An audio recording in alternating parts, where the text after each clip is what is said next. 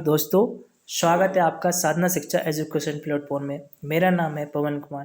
Friends, आज मैं एक ऐसा टॉपिक लाया हूं जिससे सीटेट यानी केंद्रीय शिक्षक पात्रता परीक्षा में तो प्रश्न पूछे ही जा रहे हैं, साथ ही में ये टॉपिक सभी व्यक्तियों को समझने की इसकी विशेष ज़रूरत है। चाहे आप शिक्षक हो, चाहे आप विद्यार्थी हो, चाहे आप सामान्य वर्ग के व्यक्ति हो। राष्ट्रीय शिक्षा नीति 2020 सभी को जानना बहुत ज़रूरी है, क्योंकि इसमें बहुत सारे मेजर परिवर्तन हुए हैं। तो ठीक है फ्रेंड्स, राष्ट्रीय शिक्षा नीति 2020 को पूरा या जानने या समझने के लिए वीडियो को पूरा देखें। आपको बहुत आसानी से समझ में आ जाएगा, क्योंकि मैंने बहुत ही सरल भाषा में इसको एक्सप्लेन करने की कोशिश की गई है और बहुत ही सामान्य भाषा में मैं इसको समझाने का प्रयास करूँगा। ठीक है फ्रेंड्स, शुरू करते हैं आज का सेशन। राष्ट्रीय शिक्षा नीति 2020 मानव संसाधन विकास मंत्रालय भारत सरकार द्वारा प्रस्तावित है। ठीक है, क्या है ये नई शिक्षा नीति? नई शिक्षा नीति 2020 की भारत की शिक्षा नीति है, जिसे भारत सरकार ने 29 जुलाई 2020 को घोषित किया था। और नई शिक्षा नीति में सकल नामांकन अनुपात का लक्ष्य कितना रखा है? 100% लग रखा है, जिसको कब तक 2030 तक पूरा करना है। ठीक है, ये सकल नामांकन अनुपात क्या है कि ये अभी भी लगभग हमारे देश में 2 करोड़ बच्चे शिक्षा से वंचित है, तो उनको वापस शिक्षा व्यवस्था में लाने के लिए ये लक्ष्य रखा है, जिसको 2030 तक पूरा करना है। ठीक है फ्रेंड्स, आगे बढ़ते हैं। नई शिक्षा नीति के मंत्री कौन थे? तत्कालीन मानव संसाधन विकास मंत्रालय कौन थे? तो वो रमेश पोखरियाल जी देख रहे थे। उसका नाम चेंज करके शिक्षा मंत्रालय की है, तो उसके तत्कालीन मंत्री कौन है? वो भी रमेश पोखरियाल जी थे। तो यहाँ पे 2 प्रश्न तैयार हुए। ये हमारी लास्ट शिक्षा नीति कब बनी थी? तो ये 1986 में थी। तो ये 1986 की शिक्षा नीति को ही प्रस्तावित करेगी नई शिक्षा नीति 2020। ठीक है फ्रेंड्स, आगे बढ़ते हैं। राष्ट्रीय शिक्षा नीति किस किस चीज़ पे विशेष ध्यान देगी?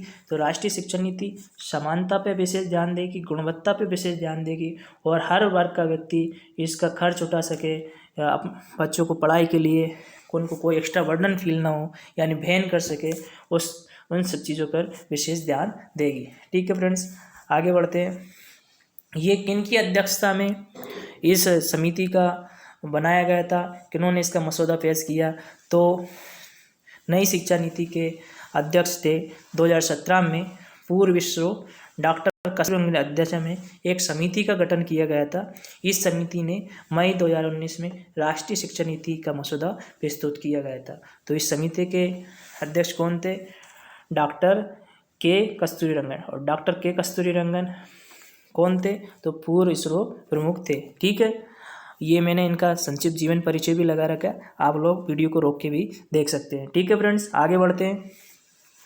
राष्ट्रीय शिक्षा नीति 3रे नंबर की शिक्षा नीति है हमारे स्वतंत्र भारत की। इससे पहले सबसे पहले 1968 में शिक्षा नीति आई थी। उस समय की तत्कालीन प्रधानमंत्री श्रीमती इंदिरा गांधी जी थी। इसके बाद फिर 1986 में शिक्षा नीति आई। उस समय के तत्कालीन प्रधानमंत्री राजीव गांधी जी थे। और अभी ये जो नई शिक्षा नीति है, तो ये स्वतंत्र भारत की 3री शिक्षा नीति है, और इसके प्रधानमंत्री अभी श्री नरेंद्र मोदी जी है। ठीक है फ्रेंड्स, ये जो शिक्षा नीति 1986 के बाद यानी 34 वर्षों के बाद आई है। ठीक है फ्रेंड्स, 1992 में शिक्षा नीति आई थी, लेकिन उसमें ऐसा कोई चेंजमेंट नहीं था, इसलिए उसका कोई ज़्यादा वर्णन नहीं है। ठीक है फ्रेंड्स, आगे बढ़ते हैं। नई शिक्षा नीति में कितना बजट रखा है जीडीपी का? तो नई शिक्षा नीति में 6% बजट रखा, यानी राज्य सरकार और केंद्र सरकार दोनों मिला के जीडीपी का 6% हिस्सा शिक्षा व्यवस्था पर खर्च करेगी, जो कि अभी 3% से भी नीचे है। ठीक है फ्रेंड्स, यानी लगभग 99,300 करोड़ रुपए एजुकेशन और 300 करोड़ स्किल डेवलपमेंट पे सरकार खर्च करेगी। ठीक है फ्रेंड्स, ये एक अच्छी बात है कि जीडीपी का 6% हिस्सा शिक्षा व्यवस्था पे खर्च होगा। ठीक है फ्रेंड्स, आगे बढ़ते हैं।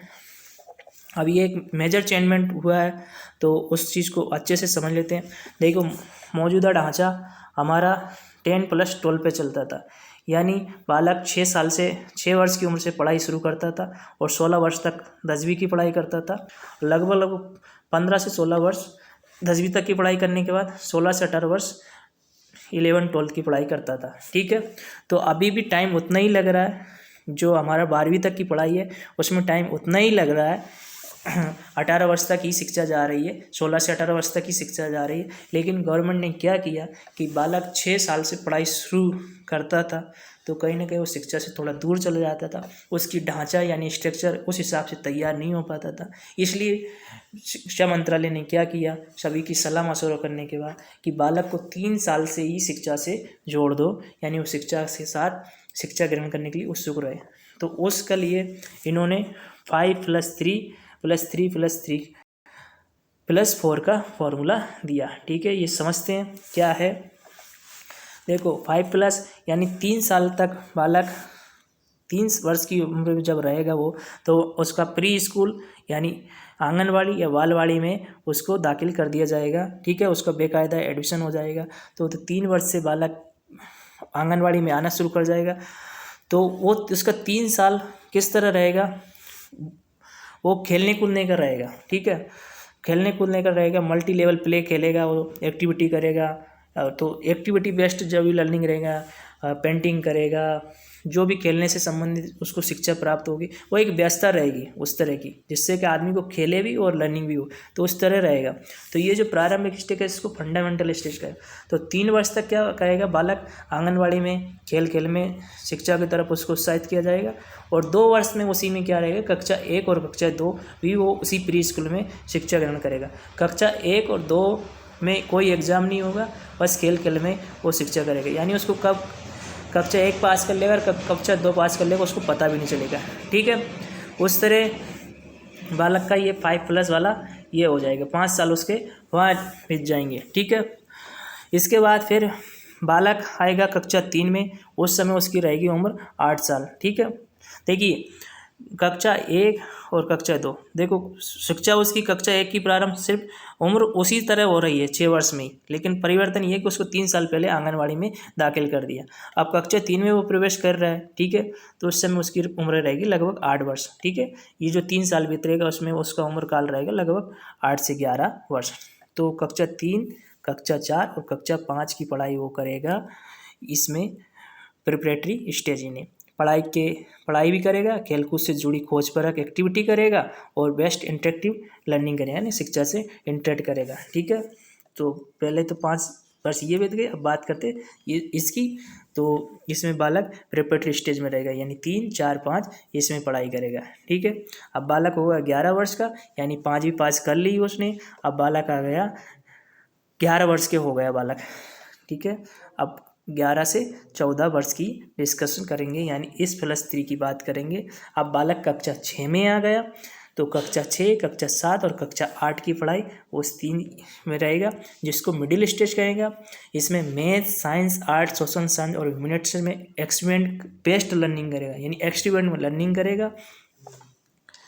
इसका क्या अर्थ हो रहा कि भाई वो इन सब विषयों की पढ़ाई भी करेगा, साथ ही में उसको वोकेशनल ट्रेनिंग भी दी जाएगी। और वोकेशनल ट्रेनिंग से ये है कि अगर किसी का बढ़ाई का काम करने में इंटरेस्ट है, या कंप्यूटर से संबंधित ज़्यादा दिलचस्पी है, इलेक्ट्रिकल संबंधित ज़्यादा दिलचस्पी है, मैकेनिकल संबंधित दिलचस्पी है, तो उसको इंटर्नशिप भी दी जाएगी। ठीक है फ्रेंड्स, तो इस तरह कक्षा 8 तक की पढ़ाई उसकी हो जाएगी। मेन परिवर्तन जैसे कि अभी तक 10वीं से सब्जेक्ट चेंज होता था, 10th के बाद बच्चे साइंस लेते थे, मैथ लेते थे, कॉमर्स लेते थे, तो उस तरह अब कक्षा 9 से होगा। और जो इसको बोला जाएगा कक्षा 9 से सेकेंडरी स्टेज। ठीक है फ्रेंड्स, तो इसमें उम्र रहेगी बालक 14 से 18 वर्ष का लगभग। ठीक है, ये इसमें कक्षा 9 से वो क्या करेगा, मल्टी डिसिप्लिनरी स्टडी रहेगी, क्रिटिकल थिंकिंग पर जोर दिया जाएगा, विषयों के चयन में लचीलापन रहेगा, है ना, और उसकी रुचि को महत्व दिया जाएगा। यानी कक्षा 9 में वो सब्जेक्ट चॉइस कर लेगा, राइट। इसके बाद अगर उसने मान लो मैथ डिसाइड कर लिया, मैथ के बाद उसको साइंस में इंटरेस्ट आए, आर्ट की सब्जेक्ट पढ़ने में इंटरेस्ट आए, तो वो ले सकता है। ठीक है, लेकिन अभी ऐसा नहीं था। ठीक है फ्रेंड्स, यानी उस बालक की रुचि के ऊपर महत्व दिया जाएगा और सब्जेक्ट में लचीलापन रहेगा, सब्जेक्ट को भी बदल सकता है। ठीक है, तो ये एग्ज़ाम रहेगा, ये टाइम है 4 वर्ष का है, जिसको सेकेंडरी स्टेज का है। कक्षा 9, कक्षा 10, कक्षा 11, कक्षा 12 ये इसमें चलेगा। ठीक है, तो ये पूरी शिक्षा व्यवस्था कितना रहेगा 12 वर्ष, और 3 साल बोले जोड़ लिया जो आंगनवाड़ी, तो 15 साल, तो लगभग अभी भी उतना ही है। ठीक है फ्रेंड्स, तो आई होप ये चीज़ आपको 5+3+3+4 का फॉर्मूला समझ में आया हो। आगे और इसको और भी अच्छे से किस अवस्था में क्या करना ये भी एक्सप्लेन करेंगे। ठीक है, ये जो सेकेंडरी स्टेज का एग्ज़ाम है इसमें एग्ज़ाम सेमेस्टर वाइज होंगे और बहुविकल्प की प्रश्न भी पूछे जाएंगे। यानी ठीक है, सेमेस्टर में एग्ज़ाम कराने का उद्देश्य ये कि बालक पढ़ाई के प्रति हमेशा सक्रिय रहे। ठीक है फ्रेंड्स, आगे बढ़ते हैं। तकनीकी शिक्षा भाषाई बाध्यता को दूर करने और दिव्यांग छात्रों के लिए शिक्षा को सुगम बनाने आदि के तकनीकी प्रयोग को बढ़ावा देगा। क्या देखो, इस नई शिक्षा नीति में जो भाषाई बाध्यता उसको दूर किया जाएगा और जो दिव्यांग बालक है उनके लिए एक जो तकनीकी या टेक्निकल चीज़ें उनका भरपूर प्रयोग किया जाएगा। राइट, आगे बात करते हैं।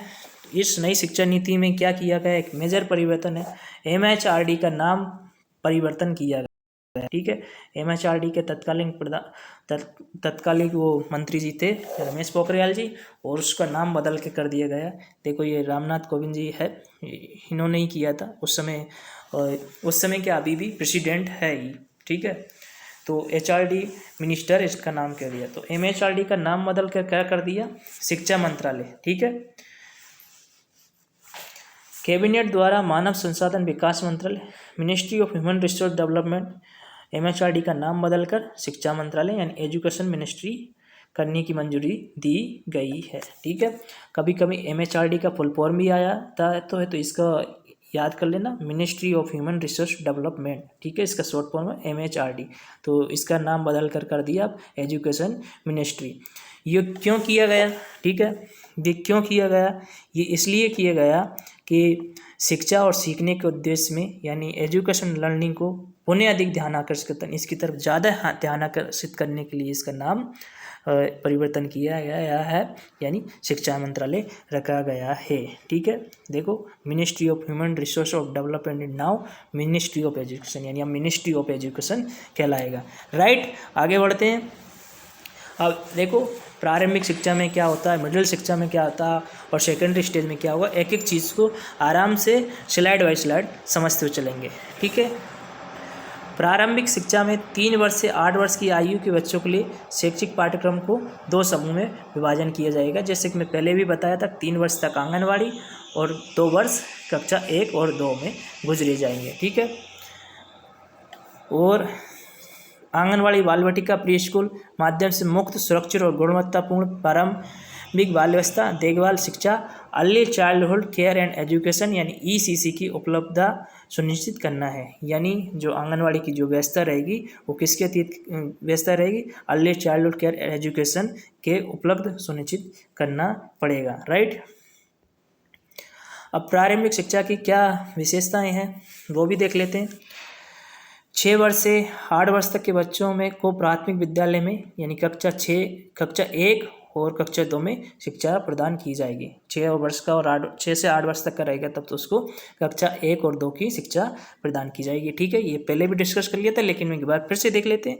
प्राथमिक शिक्षा को बहुस्तरीय, खेल और गतिविधि आधारित बनाने का प्राथमिकता जाएगी। जो प्रारंभिक एजुकेशन रहेगी वो बहुस्तरीय रहेगी, एक स्तरीय नहीं रहेगी, पहले की तरह नहीं रहेगी, बहुस्तरीय रहेगी। बालक का सर्वांगीण विकास हो, बालक चारों चतुर्मुख की तरफ से सोच सकता है। ठीक है, EC से जुड़ी योजनाओं का निर्माण और क्रियान्वयन केंद्रीय मानव संसाधन विकास मंत्रालय, महिला एवं बाल विकास मंत्रालय, स्वास्थ्य और परिवार कल्याण मंत्रालय व जनजाति कार्य मंत्रालय की साझा सहयोग से होगा। ठीक है, बुनियादी साक्षरता और संख्यात्मक ज्ञान पर विशेष बल दिया जाएगा और ये एक राष्ट्र का मिशन होगा। ठीक है, बुनियादी शिक्षा प्राप्त हो और संख्यात्मक ज्ञान का अच्छे से प्रयोग हो।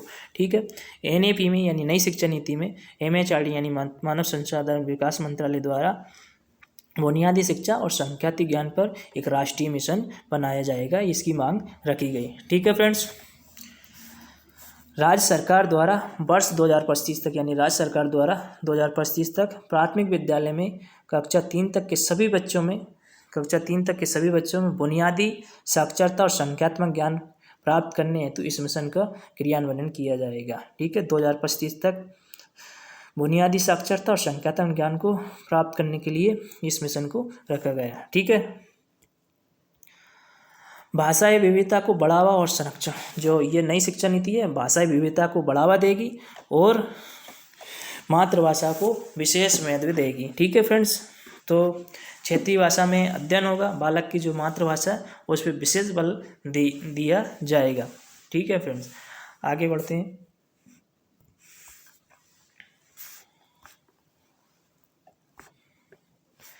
बधिर छात्रों के लिए, जो मूक बधिर छात्र है उनके लिए राज्य स्तर पर पाठ्यक्रम सामग्री विकसित की जाएगी तथा भारतीय सांकेतिक भाषा जो संकेत वाली है ना, जो इशारे वाले करके जो पढ़ाने का जो तरीका यानी इंडियन साइन लैंग्वेज है उसको पूरे देश में मान्यकृत यानी स्टैंडर्डाइज किया जाएगा। ठीक है। जो मूक बधिर बालक हैं, जो बोल नहीं सकते सुन नहीं सकते, उनको इशारे के माध्यम से शिक्षा देने का अच्छी तरह से विकसित या मानकीकृत किया जाएगा। ठीक है, आगे देखते हैं। साथियों, अगर सेशन पसंद आ रहा है तो बिल्कुल सब्सक्राइब करो। सब्सक्राइब के कोई पैसे नहीं लगते क्योंकि आपको इसी तरह के नॉलेजेबल वीडियो, इंपॉर्टेंट वीडियो साधना शिक्षा पे मिलते ही रहेंगे। ठीक है फ्रेंड्स, आगे बढ़ते हैं। NEP 2020 के तहत भारतीय भाषाओं के संरक्षण और विकास के लिए एक भारतीय अनुवाद यानी भारतीय भाषाओं को उसको अनुवाद करने के लिए Indian institute of translation and interpretation यानी इसका शॉर्ट फॉर्म IITI का डेवलप किया जाएगा, जिसमें फारसी, पाली, प्राकृत के लिए राष्ट्रीय संस्थान या national institute for Pali, Persian and Prakrit स्थापित करने के साथ उच्च शिक्षण संस्थानों में भाषा प्रयोग को मजबूत बनाने एवं उच्च शिक्षण संस्थानों में अध्यापन के माध्यम से रूप में मातृभाषा स्थानीय भाषा को बढ़ावा दिए जाने का सुझाव दिया गया है। यानी कि जो हमारी फारसी, पाली, प्राकृत राष्ट्रीय संस्थान है ना, इनको अच्छे से ट्रांसलेट करने की भी व्यवस्था की जाएगी और ताकि इनका अच्छे से प्रयोग किया जा सके। ठीक है फ्रेंड्स, आगे बढ़ते हैं। NEP 2020 में एक ऐसे पाठ्यक्रम और अध्यापन प्रणाली विधि के विकास पर बल दिया गया है जिसके तहत पाठ्यक्रम के बोझ को कम करते हुए छात्रों में 21वीं सदी के कौशल विकास यानी जो आज के आधुनिक कौशल है और जो अनुभव है उन पे आधारित शिक्षण प्रक्रिया रहेगी। यानी बच्चों में तार्किक चिंतन को प्रोत्साहित किया जाएगा और जो आज के आधुनिक समय में शिक्षा की जिसकी ज़रूरत है उस तरह की शिक्षा दी जाएगी। राइट, ठीक है। मूल्यांकन से जुड़े हुए सुझाव भी देख लेते हैं। इस नीति में प्रस्तावित सुधारों के अनुसार कला और विज्ञान, व्यावसायिक तथा शैक्षणिक विषयों एवं पाठ्यक्रम व पाठ्येतर गतिविधि के बीच बहुत अधिक अंतर नहीं होगा। ठीक है फ्रेंड्स, जैसे पहले की शिक्षा व्यवस्था में अपन देखते थे, ये जो वर्तमान शिक्षा व्यवस्था में हम देखते थे कि व्यावसायिक और शैक्षणिक विषयों में जो पाठ्यक्रम था उसमें बहुत डिफरेंट रहता था, लेकिन अब जो नई शिक्षा नीति का जो पाठ्यक्रम आएगा उसमें विज्ञान, व्यावसायिक, शैक्षणिक विषयों के पाठ्यक्रम में बहुत ज़्यादा अंतर नहीं रहेगा, बल्कि हम दोनों एक दूसरे को रिलेट करके चलेंगे। ठीक है। पाठ्यक्रम और मूल्यांकन से जुड़े और सुझाव भी देख लेते हैं, जैसे कि मैं पहले उस डायग्राम से समझा चुका था लेकिन फिर भी देखते हैं। देखो, कक्षा 6 से ही शैक्षिक पाठ्यक्रम में व्यावसायिक शिक्षा को शामिल कर दिया जाएगा और इसमें इंटर्नशिप की भी व्यवस्था की जाएगी। इंटर्नशिप की व्यवस्था देखो कक्षा 6 में ही से ही उसको वोकेशनल पढ़ाई कराने शुरू करेगी और साथ ही में जैसे अगर उसका उदाहरण के तौर पे इलेक्ट्रिकल या कोई कंप्यूटर संबंधित अच्छा इंटरेस्ट है तो उसको इंटर्नशिप भी दी जाएगी, यानी ट्रेनिंग भी प्रोवाइड की जाएगी बेकायदा व्यवस्था के साथ। ठीक है फ्रेंड्स, और इसमें एक और व्यवस्था मैं बताता हूँ, कक्षा 6 से ही कंप्यूटर प्रोग्रामिंग भी सिखाई जाएगी। ठीक है फ्रेंड्स, आगे बढ़ते हैं।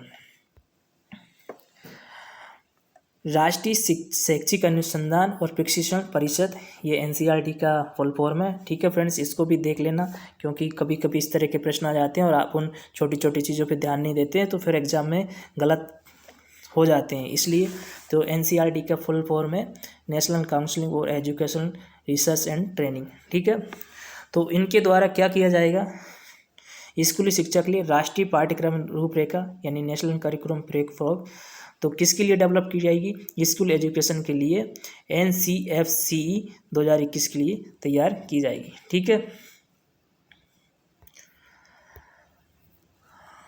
आगे बढ़ते हैं। NEP 2020 में छात्रों के सीखने की प्रगति को बेहतर जानकारी हेतु नियमित और रचनात्मक आकलन प्रणाली को अपनाने का सुझाव दिया गया है। साथ में ही विश्लेषण तथा तार्किक क्षमता, सैद्धांतिक स्पष्टता को आकलन को प्राथमिकता दी गई है। ठीक है, इसमें इतना समझ में नहीं आया होगा, मैं इस डायग्राम से आपको बहुत अच्छे से समझाता हूँ।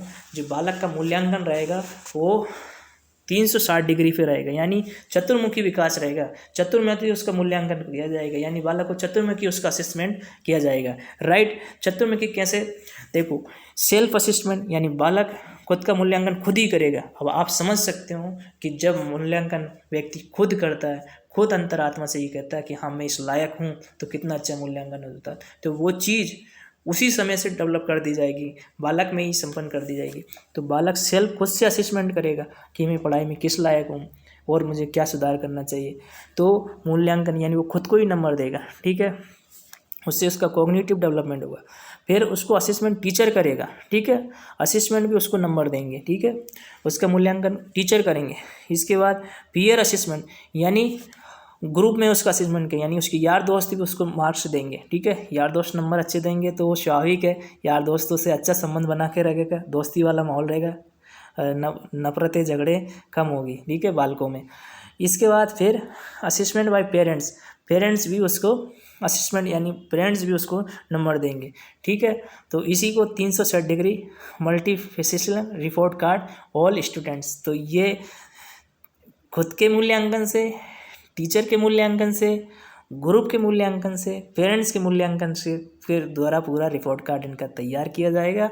यानी बालक का होलिस्टिक डेवलपमेंट हो, सर्वांगीण विकास हो, इस चीज़ पे ध्यान दिया जाएगा। ये नहीं कि बालक सिर्फ पढ़ाई में अच्छा हो या लिखने में अच्छा हो, तो यानी एग्ज़ाम में अच्छा नंबर के लिए तो अच्छा नहीं, उसको सभी जगह अच्छा होना चाहिए। और यदि वह दूसरी जगह कमज़ोर है तो वहाँ से भी उसको बेनिफिट मिलेगा। ठीक है, आगे बढ़ते हैं। कक्षा 3, 5 और 8 के स्तर पर इसके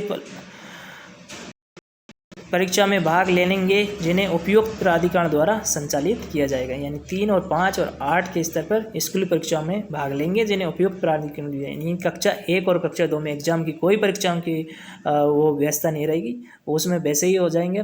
कक्षा 3 से परीक्षाओं की व्यवस्था की जाएगी। ठीक है,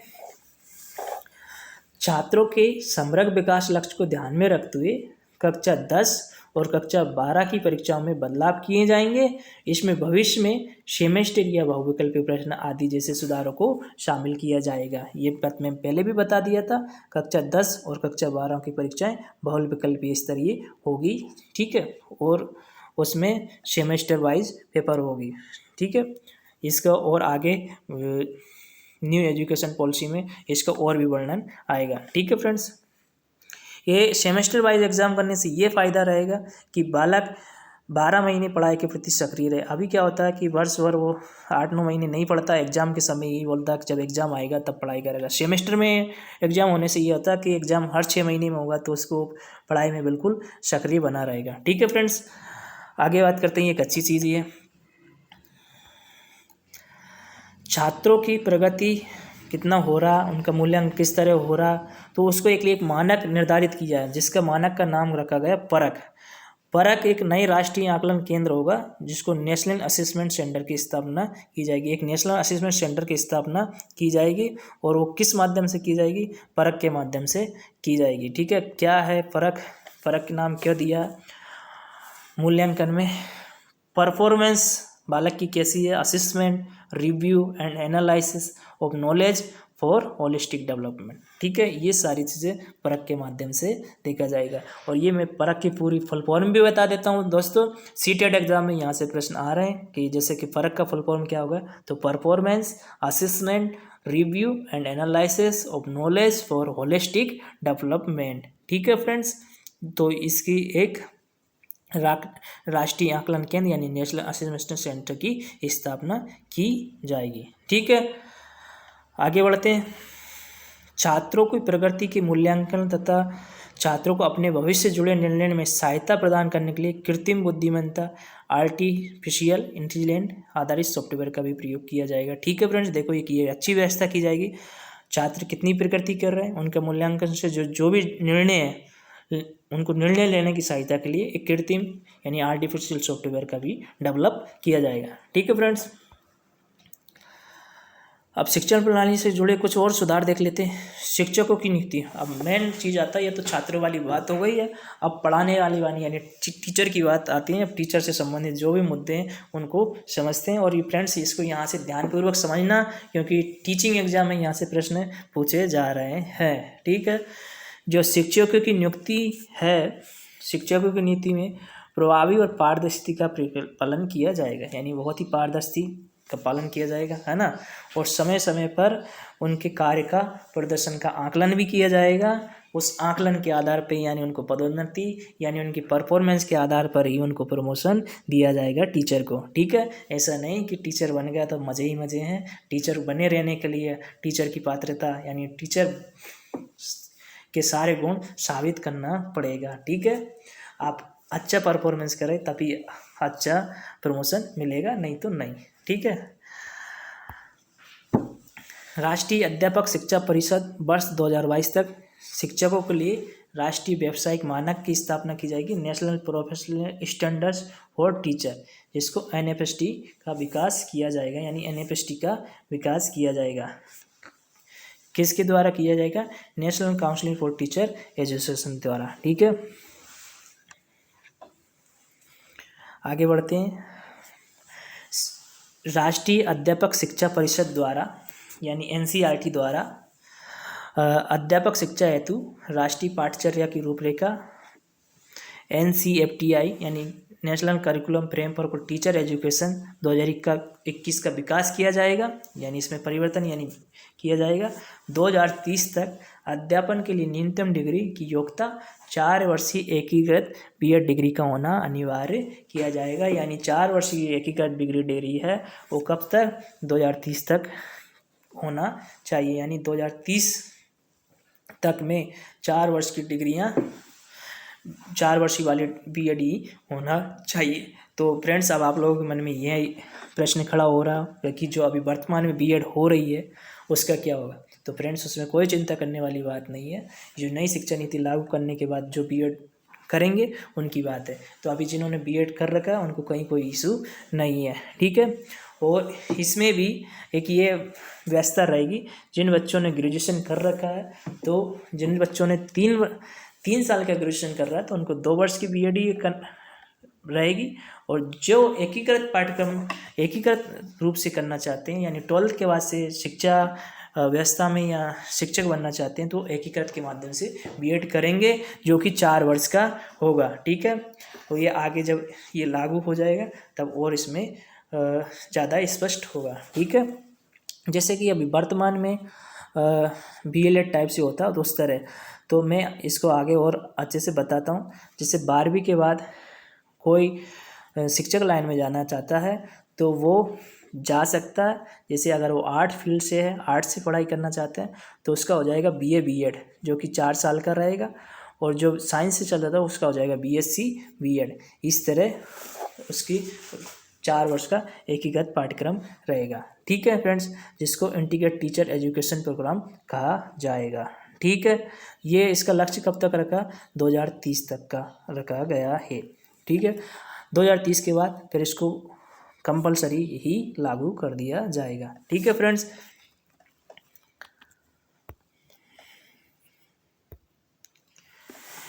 अब कॉलेज में मल्टीपल एंट्री और एग्जिट का ऑप्शन रहेगा। राइट, देखो ये तो मज़ेदार चीज़ हो गई है कि आप कॉलेज में मल्टीपल एंट्री और एग्जिट का ऑप्शन रहेगा। देखिए फ्रेंड्स, पहले क्या होता था कि बालक ने, जैसे किसी विद्यार्थी ने फर्स्ट ईयर में एडमिशन ले लिया और उसको किसी कारण उसकी आर्थिक व्यवस्था या किसी और के चीज़ के कारण वो पढ़ाई नहीं कर पाता था या बीच में छोड़ देता था, तो उसको कुछ नहीं मिलता था। जैसे मान लीजिए उदाहरण के तौर पे कहीं नौकरी की वैकेंसी निकली है और वहाँ पे ग्रेजुएशन मांगा गया और वो बालक फर्स्ट ईयर तक की पढ़ाई करके गया और वो गया वहाँ पे बताएगा कि मैंने फर्स्ट ईयर तक की पढ़ाई की, तो उसको बोलेंगे जाओ, तुम्हारे लिए कोई वो नहीं है, क्योंकि फर्स्ट ईयर तक कोई वो नहीं है। लेकिन अब ऐसा नहीं होगा। अगर उसने, जैसे वो ग्रेजुएशन किया और उसने फर्स्ट ईयर की पढ़ाई की है, तो उसको वहाँ पे सर्टिफिकेट मिलेगा जिसमें लिखा रहेगा ग्रेजुएशन सर्टिफिकेट। और 2 वर्ष तक की वो अगर पढ़ाई कर लेगा तो लेकर आएगा ग्रेजुएशन डिप्लोमा। और 3 वर्ष कर लेगा, 3 वर्ष तक पूरा कर लेगा तो वो कहलाएगा ग्रेजुएशन। और ठीक है, और 4 वर्ष तक जो कहेगा बैचलर डिग्री है तो कहलाएगी बैचलर रिसर्च डिग्री। ठीक है, जो कि अभी बीटेक में होता है। तो फ्रेंड्स ये एक बहुत अच्छी चीज़ है। और कि जैसे कोई बालक है और उसका साथ में इसमें एक नई चीज़ ये भी है, इसको भी मैं बताता हूँ कि अगर कोई बालक जैसे उसने फर्स्ट ईयर कंप्लीट कर लिया, राइट, फर्स्ट ईयर कंप्लीट करने के बाद उसके पास पैसे की व्यवस्था नहीं है, उसने कहा कि मैं कहीं नौकरी कर लेता हूँ या काम कर लेता हूँ, उसने पढ़ाई को ड्रॉप कर दिया। ठीक है, फिर उसका 4 साल बाद मन हुआ कि भाई मुझे पढ़ाई करना चाहिए, मेरे पास अब मैं पढ़ने के काबिल हूँ, तो उसका वो बाकायदा उसका रिकॉर्ड रहेगा। वो फिर फर्स्ट ईयर से आगे की पढ़ाई यानी सेकेंड ईयर और थर्ड ईयर की पढ़ाई करेगा, यानी फिर उसको वापस बैक नहीं जाना, वहीं से आगे स्टार्ट कर सकता है। तो ये व्यवस्था रहेगी। ठीक है फ्रेंड्स। और जो NEP का मतलब उच्च शिक्षण संस्थानों का जो सकल नामांकन अनुपात है उसको 26% से बढ़ाकर 50% करने का उन्होंने लक्ष्य रखा गया और 3.5 करोड़ नई सीटों को भी जोड़ा जाएगा। ठीक है फ्रेंड्स, आगे बढ़ते हैं। अब उच्च शिक्षा में विभिन्न उच्च शिक्षण संस्थानों से प्राप्त अंक, जैसे अभी मैं थोड़ी देर पहले बताया, उच्च शिक्षण संस्थानों को प्राप्त अंकों को क्रेडिट या डिजिटल रूप में सुरक्षित रखने के लिए एक एकेडमिक ऑफ क्रेडिट रहेगा, यानी एकेडमिक ऑफ क्रेडिट कार्ड रहेगा, यानी क्रेडिट रहेगा, जिसमें अलग अलग संस्थानों छात्रों के प्रदर्शन के आधार पर उन्हें डिग्री प्रदान की जा सके। ठीक है, नई शिक्षा नीति के तहत MPhil को कार्यक्रम को समाप्त कर दिया गया, यानी ये एक मेजर पॉइंट है कि भाई किस चीज़ को ख़त्म कर दिया गया, तो MPhil को पूरी तरह ख़त्म कर दिया गया, राइट। ठीक है, चिकित्सा एवं कानूनी पढ़ाई को छोड़कर पूरे उच्च शिक्षा क्षेत्र के लिए एकल निकाय के रूप में भारत शिक्षा हायर एजुकेशन यानी UGC की जगह higher education commission of India HECI का गठन किया जाएगा। केवल किन किन पढ़ाई को छोड़कर? चिकित्सा और कानूनी पढ़ाई को छोड़ के। ठीक है, तो इसमें इसके अंदर क्या क्या आएगा? Higher education commission of India HECI, refill of UGC। तो higher education commission of India के तहत क्या क्या काम रहेंगे, इनके क्या क्या रहेगा, एक एक पॉइंट के हिसाब से देख लेते हैं। ठीक है, HECI के कार्यों के प्रभावी और प्रतिष्ठापूर्ण निष्पादन के लिए 4 संस्थानों यानी निकायों का निर्धारण किया गया, यानी विनियमन हेतु राष्ट्रीय उच्चतर शिक्षा नियामकीय परिषद की गठन किया जाएगा, और मानक निर्धारण यानी सामान्य शिक्षा परिषद के लिए, और वित्त पोषण यानी उच्चतर शिक्षा अनुदान के लिए वित्त व्यवस्था के लिए, और प्रत्यायन राष्ट्रीय प्रत्यायन परिषद का गठन किया जाएगा। ठीक है, अब भारतीय उच्च शिक्षा आयोग, जैसे कि अब इसको देख लेते हैं। महाविद्यालयों की संहिता 15 वर्षों में समाप्त हो जाएगी, यानी 15 वर्षों में समाप्त हो जाएगी, और उन्हें क्रमिक स्वायत्तता प्रदान करने के लिए एक चरणबद्ध प्रणाली को स्थापना की जाएगी, यानी 15 वर्ष में इनकी जो भी है वो समाप्त की जाएगी, और एक नई सिरे से उनका क्रमबद्ध यानी चरणबद्ध तरीके से पुनः स्थापित किया जाएगा। जो कोई एकल रहेगा, कौन किस किस को छोड़ के, डॉक्टरी और वकालत संबंधित पढ़ाई को छोड़ के सारी शिक्षा व्यवस्था जो हाई एजुकेशन की है वो एक रहेगी। ठीक है, देश में IIT और IIM के समकक्ष वैश्विक मानकों के बहुवैश्विक शिक्षा एवं अनुसंधान विश्वविद्यालय यानी मल्टी डिसिप्लिनरी एजुकेशन और रिसर्च यूनिवर्सिटी, जिसका शॉर्ट फॉर्म है MURE, की स्थापना की जाएगी। जो देश के अंदर IIT है, IIM के समकक्ष वैश्विक मानकों का जो अनुसंधान केंद्र है, उनका multi disciplinary education research university की स्थापना की जाएगी। ठीक है फ्रेंड्स, और अन्य सुधार क्या हुआ नई शिक्षा नीति के तहत, ये भी देख लेते हैं। शिक्षा मूल्यांकन योजनाओं के निर्माण और प्रशासनिक क्षेत्र में तकनीकी के प्रयोग पर विचारों के स्वतंत्र आदान प्रदान हेतु राष्ट्रीय शैक्षिक प्रौद्योगिकी मंच यानी national education technology four NET नामक एक स्वायत्त निकाय की स्थापना भी की जाएगी। ठीक है, यानी शिक्षा के मूल्यांकन योजनाओं के निर्माण और प्रशासनिक और तकनीक प्रयोग के लिए एक संस्था का भी निर्माण किया जाएगा, जिसका नाम NETF रहेगा। ठीक है फ्रेंड्स, तो आई होप दोस्तों मैं आपको ये नई शिक्षा नीति अच्छे से समझा पाया हूँ फ्रेंड्स। मुझे भी लगता है कि लगभग अच्छे से मैंने एक्सप्लेन करने की कोशिश की है। तो ठीक है फ्रेंड्स, इसी तरह के इम्पोर्टेंट या वैल्यूएबल मैं टॉपिक लाता रहता हूँ। तो ये सब चीज़ें जानने के लिए आप साधना शिक्षा चैनल को सब्सक्राइब करें। और फ्रेंड्स, सीटेट विद्यार्थियों के लिए अभी उनका पेपर चल रहा है, यह नई शिक्षा नीति से यहाँ से प्रश्न भर भर के पूछे जा रहे हैं। तो आप इस वीडियो को देखने के बाद मैं इसमें बहुल्पकल भी यानी MCQ टाइप क्वेश्चंस भी लाऊंगा, जिससे इसमें जो कुछ फैक्ट छूटे होंगे ना वहाँ से क्लियर हो जाएंगे, यानी आपका नई शिक्षा नीति पूरी तरह अधिगम हो जाएगा। ठीक है फ्रेंड्स, तब तक के लिए फिर मिलते हैं अपन एक नई वीडियो के साथ। तब तक के लिए जय हिंद, वंदे मातरम।